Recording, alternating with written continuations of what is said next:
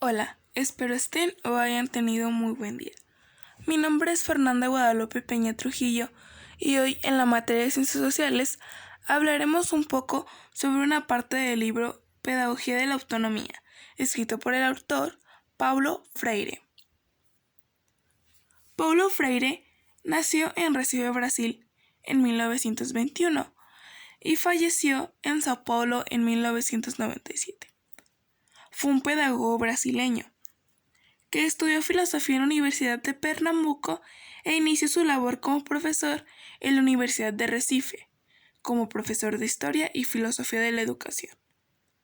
En 1947 inició sus esfuerzos para la alfabetización de adultos que durante los años 70 trataría de llevar a la práctica en el oeste de Brasil, donde existía un elevado índice de analfabetismo. Con la ayuda del obispo Helder Câmara, promovió en 1961 el denominado Movimiento de la Educación Base, a la vez que desarrollaba su metodología educativa. Con la llegada al poder en 1964 del general Humberto Castelo Branco, fue detenido y hubo de abandonar el país. En el exilio ejerció como asesor educativo de diversas instituciones, entre ellas la UNESCO. Regresó a Brasil en 1980. Desde unas creencias profundamente cristianas, Paulo Freire concibió su pensamiento pedagógico, que es a la vez un pensamiento político. Promovió una educación humanista, que buscase la integración del individuo en su realidad nacional.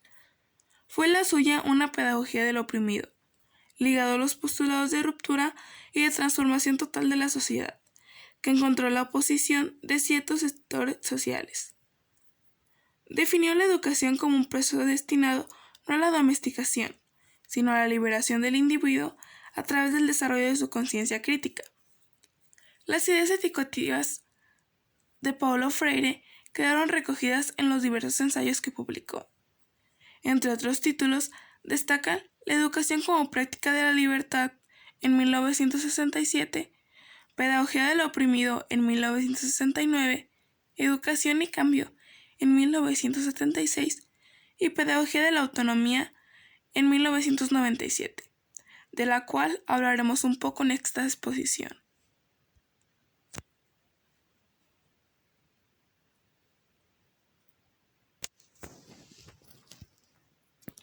A continuación, les muestro las preguntas de reflexión. ¿Qué es enseñar? ¿Qué sería del conocimiento sin la práctica y de la práctica sin el conocimiento? Bueno, les daré mi opinión sobre qué es enseñar. Para mí, enseñar es transmitir conocimientos a un alumno, regularmente hecho por un profesor, obviamente, y en realidad el hecho de estar enseñando es de suma importancia debido a que tiene que haber, desde mi punto de vista, participación activa tanto del educador como del educando, que somos nosotros como alumnos. En realidad podemos obtener conocimientos prácticamente si ponemos de nuestra parte, o sea, no siempre va a ser como que el profesor tenga todo la obligación de que nosotros debamos de recibir por completo ese conocimiento, sino que prácticamente lo que él hace es mostrarnos el contenido para que nosotros logramos aprender algo, pero en realidad el hecho de aprender no es simplemente, o sea, aprender se basa de enseñar. Hay que enseñar aprendiendo a enseñar y aprender enseñando a aprender. Es una parte que viene próximamente en la presentación. ¿Qué sería del conocimiento sin la práctica y de la práctica sin el conocimiento? Es como lo que le había dicho anteriormente. A continuación veremos más sobre ese tema. El conocimiento sin la práctica sería un conocimiento nulo, es decir, tienes tú el conocimiento cuando decir yo leo algo y en realidad tengo dicho conocimiento, pero si yo no lo practico, no no lo utilizo en mi vida cotidiana o no me sirve de nada, o sea, para que tengo ese conocimiento. Es como que si yo nada más haya leído y obtenido dicho contenido, pero para nada. Lo mismo pasa cuando haces como algo, la práctica, pero tú en realidad no tienes idea o en realidad solo lo estás haciendo pero sin el conocimiento adecuado para realizarlo. Es cuando en muchas ocasiones a eso se le llama activismo y es también como si fuera un conocimiento sin práctica, o sea, tú estás haciendo esa práctica sin el conocimiento y es nulo, o sea, no está bien. En ocasiones obviamente lo haces bien por ende o por lógica, pero no tienes el conocimiento, o sea, no lo haces 100% bien. En serio me encantaría estar escuchando ahorita sus participaciones, pero todos sabemos que por el momento, por la cuestión de la cuarentena, no podemos regresar a clases y bueno, aprovecho este recorte para decirles que espero que la estén pasando muy bien y que se cuiden mucho. No hay docencia sin licencia. Así se llama el capítulo del libro del cual les voy a mostrar información. La verdad, en el libro viene muy a modo del autor, de Paulo Freire. Él muestra en realidad demasiados ejemplos y espero que mi traducción de lo que él decía les sirva por completo para así poder lograr sus participaciones y les sirva también para que se ayuden en sus notas de cuaderno. Es importante saber que para que lo aprendido por el educando sea completamente eficaz y de valor en la vida del mismo, debe existir una relación teoría-práctica. O sea, es lo que les decía anteriormente con las preguntas de reflexión, para que sirva, o sea, eficaz en nuestra vida, necesitamos tener una relación teoría-práctica, o sea, en la cual la teoría me sirva para la práctica y la práctica me sirva para estar utilizando la teoría. La teoría sin la práctica no es nada y la práctica sin la teoría tampoco. Al momento en el que una persona realiza alguna actividad, esta aplica los conocimientos adquiridos anteriormente. Es ahí cuando se puede decir que la enseñanza fue realizada de forma correcta. Es lo que les decía anteriormente, o sea, cuando nosotros estamos aplicando nuestro conocimiento en dicha actividad, lo que estamos haciendo es dar de lo aprendido. Y en ocasiones, o sea, se le puede llamar a esa parte de aprender enseñando. Para aprender es en esa parte en la que nosotros mismos estamos en la experimentación. El autor daba el ejemplo de un barco, que para ir en un barco tú tienes que saber cuáles son las partes del barco, te tienes que saber guiar. O sea, ahorita ya no es necesario, antes sí lo era. Te debes de saber guiar por las estrellas, debes de saber cómo está el mar para tú saber cómo te va a ir en esa noche, porque normalmente el mar está más en movimiento en la noche. O sea, debes de saber todo completamente para tú poder hacer las actividades.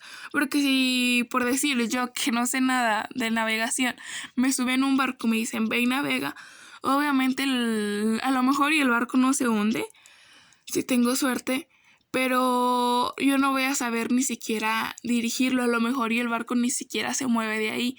O tal vez empiezo simplemente a moverle ahí al barco en cualquier cosa y no voy a saber en realidad en qué parte moverle. Es ahí cuando entra la teoría. Tú tienes que saber qué cosas hacer para poder practicarlas. O sea, no tienes que andar practicando a lo tonto. También cuando una persona, o sea, se puede decir que es un conocimiento desperdiciado, es que sabe todo eso, pero no lo sabe poner en práctica. O sea, solo es un conocimiento completamente nulo que no tiene a lo mejor el valor, no tiene la capacidad para ir y enseñarse en un barco. Sin embargo, tiene ese conocimiento pero mientras no lo utilice, ese conocimiento no sirve de nada. Por otro lado, el que enseña aprende al enseñar y el que aprende enseña al aprender, es lo que les mencionaba anteriormente. Esto consiste en transferir conocimientos que no solo sirvan para llenar un repertorio dentro del conocimiento del aprendiz, sino generar en él la experimentación a modo de adquirir conocimiento y poner en práctica el mismo, pues no se basará en una simple transmisión, sino en las bases de la enseñanza y el conocimiento. Es lo que les decía anteriormente, o sea, no solamente se trata de, por decir, el educador dice, te doy este conocimiento, o sea, no. Él, por supuesto, nos da el contenido, pero tiene que generar en nosotros una postura de experimentación en la que nosotros podamos adquirir el conocimiento mediante esa misma experimentación. O sea, generar en nosotros en ocasiones como la curiosidad, que nosotros no simplemente leamos esa información, sino que la procesemos. O sea, es más importante que nosotros procesemos tantito a que simplemente hayamos leído todo y lo hayamos memorizado. O sea, no sirve de nada memorizar. Pero de eso hablaremos más adelante. Enseñar exige rigor metódico. Cuando un educador aplica la enseñanza en el educando, este debe hacer que el aprendiz genere crítica. Es lo que les mencionaba anteriormente. El educador debe hacer que nosotros seamos unas personas críticas, por decir que el autor mencionaba un ejemplo que la verdad me gustó mucho, en el cual dice, ¿de qué te sirve leer un libro completo y memorizarlo y traducirlo tal y como viene escrito en el libro si ni siquiera procesaste un poquito de la información? Eso es lo que pasa a veces en una educación errónea. Lo que busca el profesor es nada más que el alumno memorice, cuando en realidad la educación o la forma de enseñar, la mejor forma de enseñar, se podría decir, es hacer que nosotros por lógica entendamos ese conocimiento, o sea, entendamos el contenido que el profesor nos está dando, para crear en nosotros unas personas lógicas y críticas que podemos utilizar ese conocimiento a nuestro saber y en la forma en la que nosotros lo podamos plasmar alrededor de las actividades. Les comparto mi experiencia propia. A mí varios profesores me recomendaban, por decir, cuando tenía en alguna de las competencias, lo que me decían normalmente de matemáticas, lo que me decían era que yo solo que no me memorizara, sino que comprendiera lo que decía ahí, que comprendiendo yo ya iba a saber qué hacer.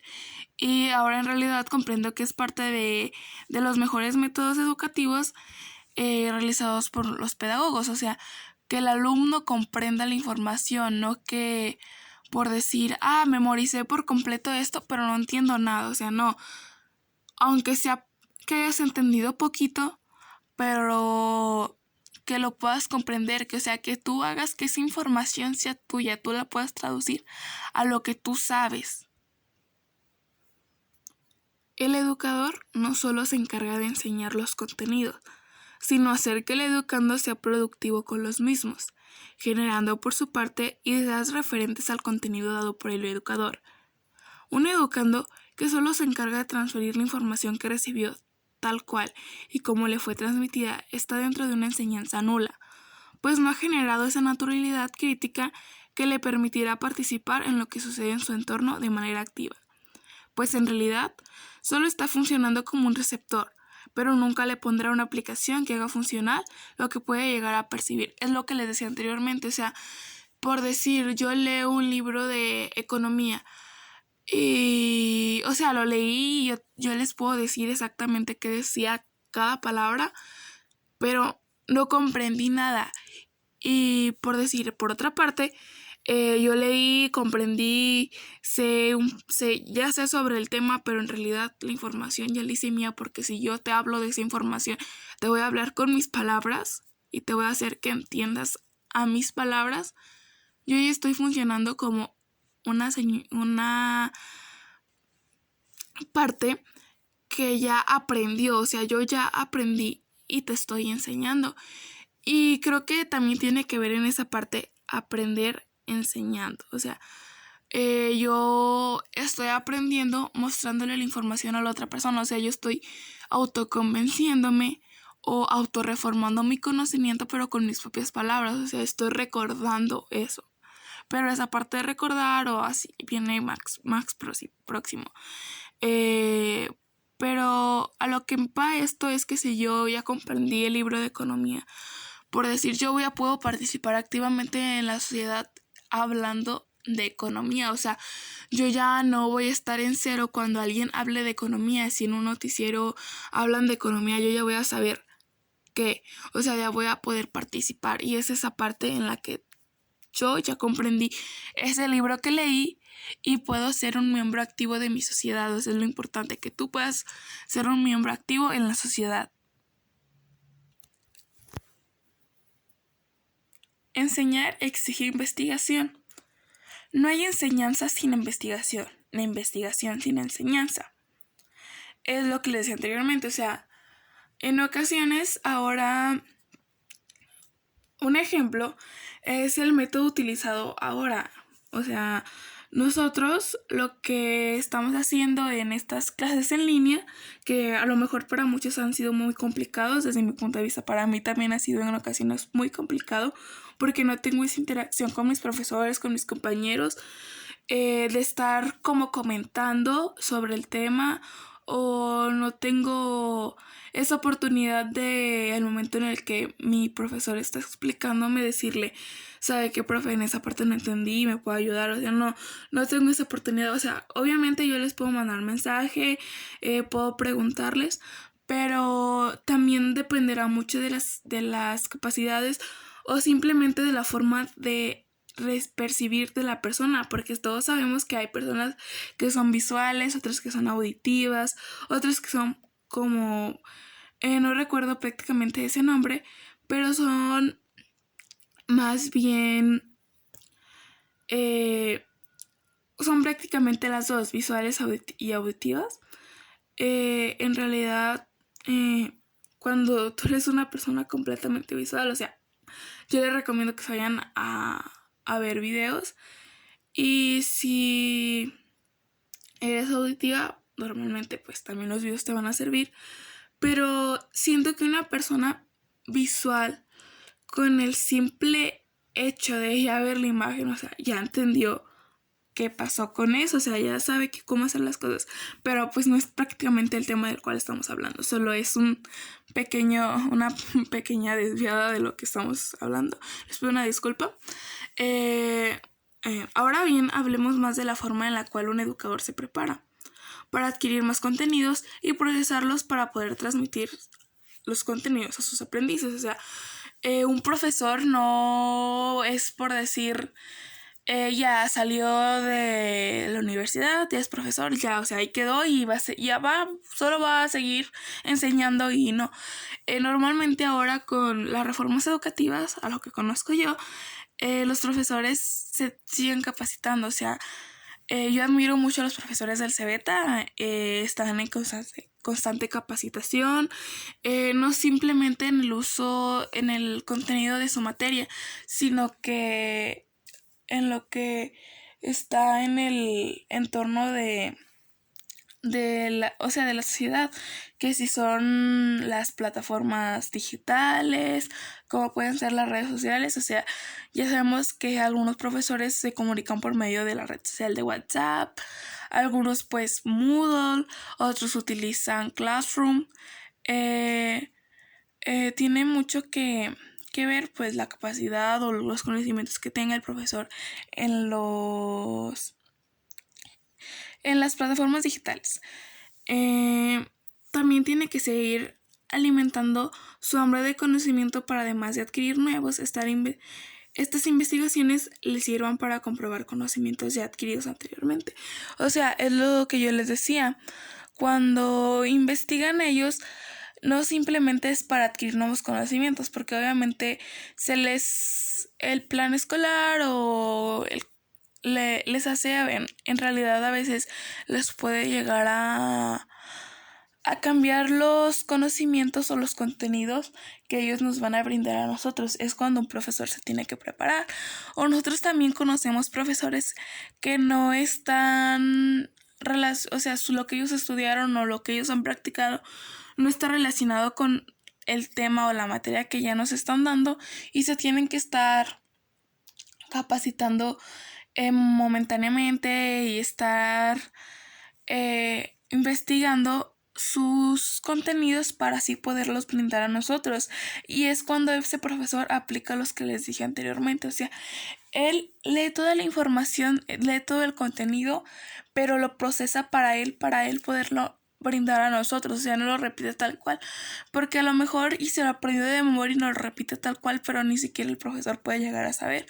Entonces eso creo que es parte de la investigación, o sea, saber investigar y percibir esos conocimientos. Enseñar exige respeto a los saberes de los educandos. Esto hace referencia en especial a los conocimientos adquiridos por el educando en su entorno social, pues en ocasiones puede valer la pena para el educador tomar algo de su tiempo para conversar con el educando sobre los conocimientos que ha adquirido a través de la experimentación y de las vivencias que ha tenido. Una escuela se carga de implantar los conocimientos en el aprendiz, mas no los puede obligar a actuar de una manera, pues eran libres de interactuar con su entorno de la manera que guste, independientemente de que ésta sea correcta o incorrecta. Ahora bien, haciendo referencia a los conocimientos adquiridos por el educando en su entorno social, el autor da el ejemplo de que no está mal que el educador tome en cuenta ese conocimiento. O sea, por decir, si un alumno sabe o vive en una parte de la ciudad en la cual hay contaminación, la contaminación es notoria, vive y ha experimentado eso, la situación en la cual se está viviendo, y por decir, el tema que estamos viendo hoy es experimentación en un ambiente contaminado. O sea, ese conocimiento que el alumno tiene te lo puede compartir. O sea, no es un conocimiento puramente de investigación. O sea, es un conocimiento que él experimentó en su entorno social.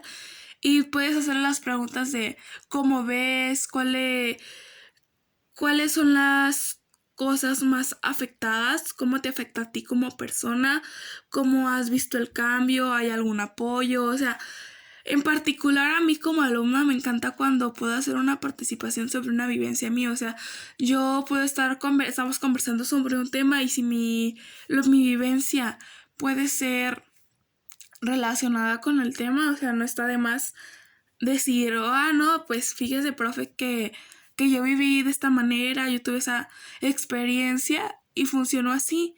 Y en ocasiones ciertas experiencias pueden funcionar dentro del tema para que el tema sea comprendido mejor. Y por decir, si yo alumno no estaba comprendiendo nada del tema y a mi compañero dio esa explicación, a veces puede llegar que mi propio compañero me haga entender o colocarme en su lugar para así poder comprender el entorno en el cual estamos viviendo. O sea, ese conocimiento obtenido por el alumno es importante y es un conocimiento que, aunque no netamente teórico, no deja de ser un conocimiento obtenido tras la experimentación, y que el alumno quiera mostrarlo nos puede servir de mucha ayuda a nosotros como profesores para hablar más sobre el tema, profundizar más y así poder hacer que los contenidos sean más entendidos. En la parte de que la escuela se encarga de implantar los conocimientos en el aprendiz. O sea, sí, mi escuela me está enseñando las cosas, o sea, yo estoy aprendiendo, pero cuando yo salga de esa escuela, cuando yo estoy fuera de la escuela, es mi decisión si yo ese conocimiento lo pongo en práctica o no. O sea, si, por decir, éticamente, ya hablaremos un poco después sobre la ética, en el aprendimiento, en el aprendizaje. Pero si yo, o sea, si en mi escuela me enseñaron que está bien y que está mal, porque es parte de la ética, y si yo por decir, digo, a mí no me importa, yo voy a hacer las cosas como yo quiero, no me importa si está bien o si está mal, yo lo voy a hacer, es ahí cuando nosotros somos libres de hacer lo que nos dé prácticamente la gana. Y la escuela no puede hacer nada, o sea, nos puede sancionar si estamos dentro de ella, porque existen reglas en los planteles, pero si estamos fuera, no hay alguna forma en la cual nos pueda castigar. Obviamente existen excepciones de actitudes de los alumnos, pero somos libres nosotros de hacer lo que nosotros gustemos, o sea, somos unas personas libres. Enseñar exige crítica. Aquí es cuando entra en contacto la curiosidad, pero no aquella curiosidad simple, sino aquella curiosidad epistemológica. La epistemología, a lo que leí una partecita, porque investigué, no venía en el libro, al menos no en la parte que leí, y a lo que estamos leyendo es parte del aprendizaje, es parte de investigar. Es una rama de la filosofía que es la que se encarga completamente, o sea, de la investigación.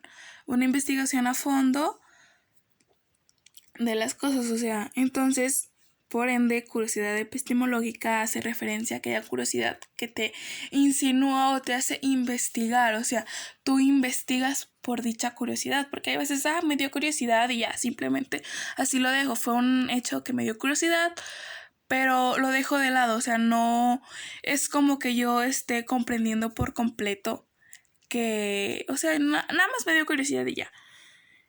Que nos hace buscar respuestas sobre el tema del cual tenemos dudas, o sea, nos hace investigar. Al momento en el que buscamos respuestas, obtenemos nuevos conocimientos que nos hacen generar una postura crítica sobre el tema. O sea, si yo ya investigué, ya sé sobre el tema, o sea, ya procesé la información y yo sé sobre el tema, va a generar en mí una postura crítica. Yo voy a poder hablar sobre el tema y decir, no, es que esta es mi opinión. Cuando tú no sabes sobre el tema, al menos a mí me ha pasado que yo no sé nada sobre el tema, pero, o sea, doy mi opinión muy, como decimos los adolescentes, muy X, muy sin una inclinación positiva o negativa. Ya después yo leí sobre el tema, ya me informé, ya sé qué es, ya tengo en claro sobre qué trata. Yo ya podré dar una opinión basada en conocimientos y que me hará ser una persona crítica en el tema. O sea, yo ya podré ser una persona crítica activa en el tema, ya podré dar yo mi opinión sobre el tema. O sea, de eso se trata, que nosotros seamos críticos, o sea, no que, no, pues es sobre el tema y ya, o sea, no, tenemos que ser unas personas críticas dentro de la sociedad, o sea, tenemos que ser activos en nuestra sociedad para así poder a lo mejor y mejorar a nuestro pensar, o sea, no tenemos que dar nuestra opinión. Bueno, aunque en ocasiones sí, por decir, tenemos que buscar el momento en el cual dar nuestra opinión, o sea, porque en ocasiones sí pasa que, no, pues doy mi opinión, pero no es en el momento adecuado, no es en el ambiente adecuado. También para ser críticos hay que también hay que saber ser conscientes o conocer nosotros en el momento en el que sí debemos hablar y en el que no, porque hay situaciones en las cuales es mejor quedarse callado. Enseñar exige estética y ética. Es lo que les hablaba anteriormente.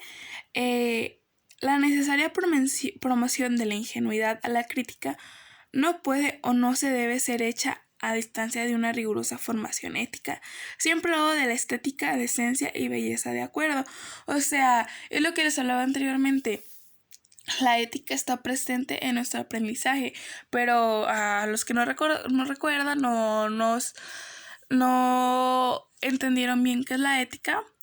La ética es aquella ciencia que se encarga de decirnos qué está bien y qué está mal. O sea, en resumen es lo que nos dice, esto está bien, esto está mal. Ya creo que anteriormente en alguna de las exposiciones, cuando teníamos clases normales, el profesor nos habló de la ética y nos dijo que prácticamente si la ética es la que está rigiendo la sociedad, o sea, es la que hace que las personas actúen. Y si nosotros actuamos en contra de la ética, hacemos algo mal, tendremos como una sanción o un castigo. Será dependiendo de la complejidad de lo que hagamos. O sea, si está de plano muy malo lo que hicimos, ya tendremos que verlo en la forma legal. O si es por decir cualquier travesura, pues habrá a lo mejor una sanción, alguien habla con nosotros y nos dice, no, ¿sabes qué? Es que lo que hiciste está mal. Pero es parte de la ética. Y eso es lo que dice. Promoción de la ingenuidad a la crítica no puede o ser hecha, o sea, sin la formación ética. O sea, imagínense una persona que no sabe de la ética hablando.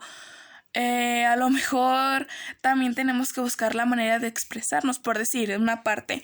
En la ética no está permitido un vocabulario grosero, por decir. Si yo ahorita les estuviera hablando con puras malas palabras, no, fíjense que, no, que sí, que acá, pero con malas palabras, a ustedes lo verían grosero y de hecho, ante la ética es algo grosero y creo, a lo que entendí, es parte de, o sea, para nosotros ser unas personas críticas, debemos de ser unas personas éticas.